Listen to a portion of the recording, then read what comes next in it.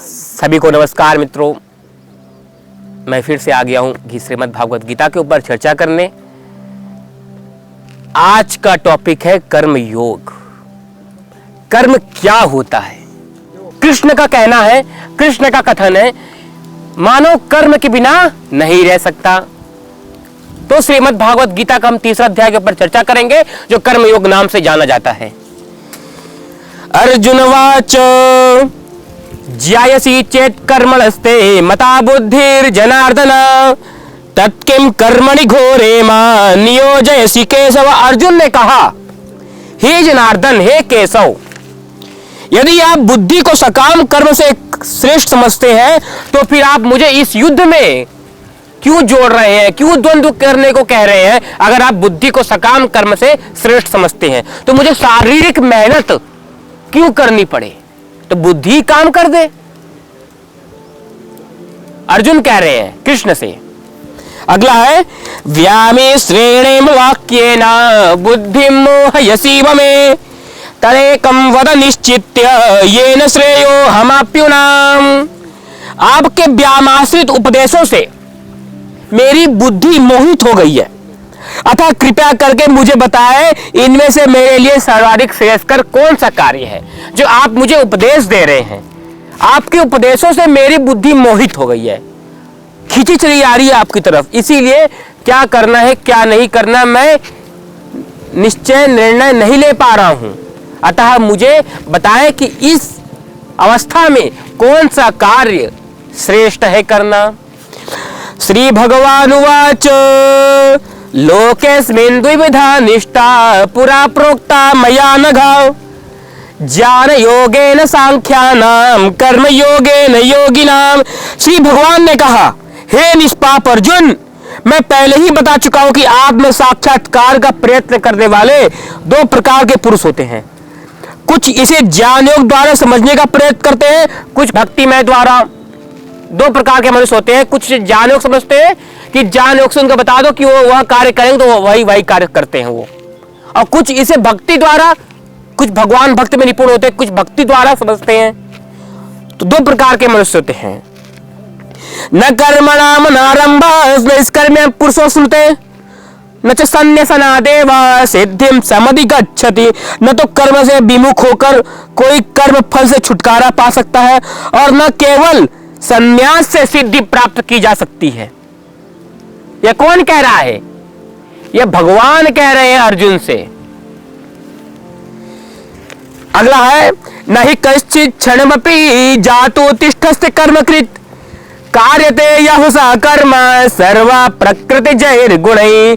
प्रत्येक व्यक्ति को, ध्यान से सुनिएगा, प्रत्येक व्यक्ति को प्रकृति अर्जित गुणों के अनुसार विवश होकर कर्म करना पड़ता है। हर व्यक्ति को विवश होकर, सुख होकर, कैसा भी अगर उसका मन हो या ना हो, उसको कर्म करना ही पड़ेगा। अतः कोई भी एक क्षण के लिए भी कर्म किए बिना नहीं रह सकता। आप लोग कर्म के बिना नहीं रह सकते। अगर आपका मन नहीं है कि आज मैं सो रहा हूं, कार्य नहीं करूंगा, तो आप सो रहे हैं, एक ये भी क्रिया है, एक ये भी कर्म है। तो प्रत्येक मनुष्य को विवश होकर के भी कर्म करना पड़ता है। कर्म इतना महत्वपूर्ण है। कर्मेन्द्रियाणि संयम्य या आस्ते मनसा स्मरन् इंद्रियार्थान् विमूढ़ात्मा मिथ्याचारः उच्यते। जो कर्मेंद्रियों को वश में करता है किंतु जिसका मन इंद्र विषयों को चिंतन करता रहता है, जो अपने आत्मा के बारे में सोचता है, जो आत्मा का चिंतन करता है, वह निश्चित रूप से स्वयं को धोखा देता है और मिथ्याचारी कहलाता है संसार में। यस्तेन्द्रियाणि मनसा नियम्य रभते अर्जुन कर्मेन्द्रिय कर्म योगमसक्तः स विशिष्यते। दूसरी ओर यदि कोई निष्ठावान व्यक्ति अपने मन के द्वारा कर्मेंद्रियों को वश में करने का प्रयत्न करता है, बिना किसी आसक्ति के कर्म योग प्रारंभ करता है, तो वह अति उत्कृष्ट है, वह अति उत्तम है। मानव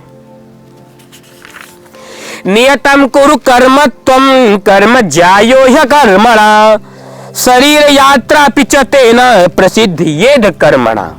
अपना नियत कर्म करो, भगवान कह रहे हैं अपना नियत कर्म करो, क्योंकि कर्म ना करने की अपेक्षा कर्म करना श्रेष्ठ है। कर्म करना ना अपेक्षा कर्म करना श्रेष्ठ है। अगर तुम कर्म नहीं करोगे उससे बेहतर है कर्म करो। कर्म के बिना तो शरीर निर्वाह भी नहीं हो सकता। यज्जर्थात् कर्मणो अन्यत्र लोकोऽयं कर्म बंधना तदर्थम कर्म कौन्तेय मुक्त संगा समाचरा।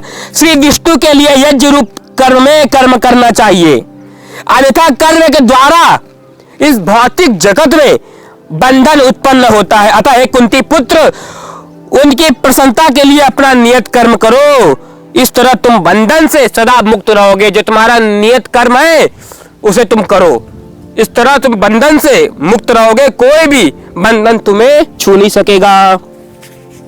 सहयज्ञ प्रजा सृष्टा पुरोवाच प्रजापति अनेन प्रसविष्य ध्वामेष्वोत्तिष्ठस्त कामधुक्। सृष्टि के प्रारंभ में समस्त प्राणियों के स्वामी विष्णु के लिए यज्ञ सहित मनुष्यों तथा देवताओं की संतियों की रचा, और उसने कहा तुम इस यज्ञ से सुखी रहो, क्योंकि इसके करने से तुम्हें सुख पूर्वक रहने तथा मुक्ति प्राप्त करने के लिए समस्त वांछाएं, समस्त इच्छाएं पूरी होंगी अगर तुम यज्ञ करोगे तो।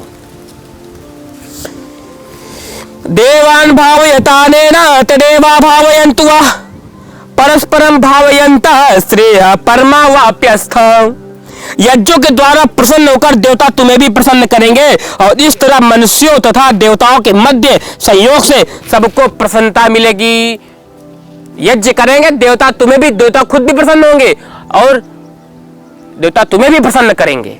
इसीलिए यज्ञ अपने नियत कर्म भी, यज्ञ को अपने नियत कर्म में लाना चाहिए, अपने दैनिक कर्म में लाना चाहिए हर मानव को। इष्टान भोगान यो देवा दास्यन्ते यज्ञ भाविता तैर्दत्तान प्रदायेभ्यो सा भुक्तेन इस्तेन ये वसा। जीवन की विभिन्न आवश्यकताओं को पूर्ति करने वाले, जीवन की अनेक अनेक आवश्यकताओं को पूर्ण करने वाले, पूर्ति करने वाले विभिन्न देवता यज्ञ संपन्न होने पर प्रसन्न होकर तुम्हारी सारी आवश्यकताओं को पूर्ति करेंगे। जितने भी तुम्हारे इच्छाएं हैं सभी देवता तुम्हारे यज्ञ संपन्न होने पर तुम्हारी आवश्यकताओं को पूर्ति करेंगे। किंतु जो इन उपहारों को देवताओं को अर्पित किए बिना भोगता है वह निश्चित रूप से चोर है। उसको चोर कहा गया है श्रीमद् भागवत गीता में, जो बिना भोग किए हुए करता है उपहारों को।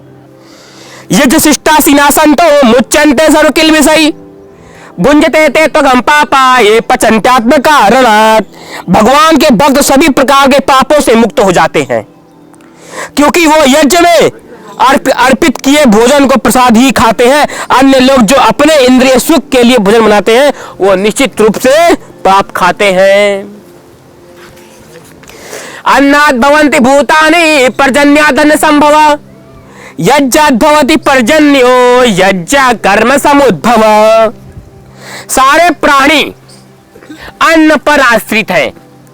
हम जॉब पर जाते हैं, हम जॉब क्यों करते हैं, हम कार्य क्यों करते हैं, अन्न पर आश्रित हैं। सारे प्राणी अन्न के लिए करते हैं। सारे प्राणी इस संसार में अन्न पर आश्रित है।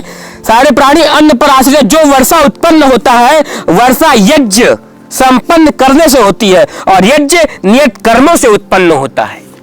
अगर आप यज्ञ को अपने दैनिक कर्म में करोगे जब तो कर्मों में आएगा वो यज्ञ। तो यज्ञ अपने दैनिक कर्मों से उत्पन्न होता है। अगला कहा गया कर्म ब्रह्मोद्भवम विद्धि ब्रह्माक्षर समुद्भवम तस्मात् सर्वगतं ब्रह्म नित्यम यज्ञ प्रतिष्ठितम। वेदों में नियत कर्मों का विधान है, वेदों में भी विधान है नियत कर्मों का, और ये वेद साक्षात श्री भगवान से प्रकट हुए हैं। फलतः सर्वव्यापी ब्रह्म यज्ञ कर्मों में सदा स्थिर रहता है। वेदों में भी कहा गया है कि आप अपने दैनिक कर्म में यज्ञ करें। एवं प्रवर्तितम चक्रम नानुवर्तयति यः आघायुरेन्द्रिय रामो मोघम पार्थ सजीवति। हे प्रिय अर्जुन, जो मानव जीवन में इस प्रकार वेदों द्वारा स्थापित यज्ञ चक्र का पालन नहीं करता वह निश्चय ही पाप में जीवन व्यतीत करता है। जो मानव वेदों के अनुसार नहीं चलता, यज्ञ नहीं करता, वह निश्चित रूप से पापमय जीवन व्यतीत करता है। ऐसा व्यक्ति केवल इंद्रियों की तुष्टि के लिए व्यर्थ ही जीवित रहता है, इंद्रियों की तुष्टि के लिए जी रहा है। यस्त्वात्मतीरेव स्यादाप्तुप्तश्च मानवा आत्मन्यवच संतुष्ट तस्य कार्यम न विद्यते। किंतु जो व्यक्ति, भगवान ये भी कहते हैं, किंतु जो व्यक्ति आत्मा में ही आनंद लेता है तथा जिसका जीवन आत्म साक्षात्कार युक्त है, आत्मा में ही लीन रहता है, युक्त है, अपने में ही पूर्णतया संतुष्ट रहता है, उसके लिए कुछ करणीय कर्तव्य नहीं होता, वह सारे बंधनों से मुक्त है, सारे मोह माया से मुक्त है। नैव तस्य कृतेनार्थो न कृतेनेह कश्चन न चास्य सर्वभूतेषु कश्चिदर्थ व्यपाश्रया।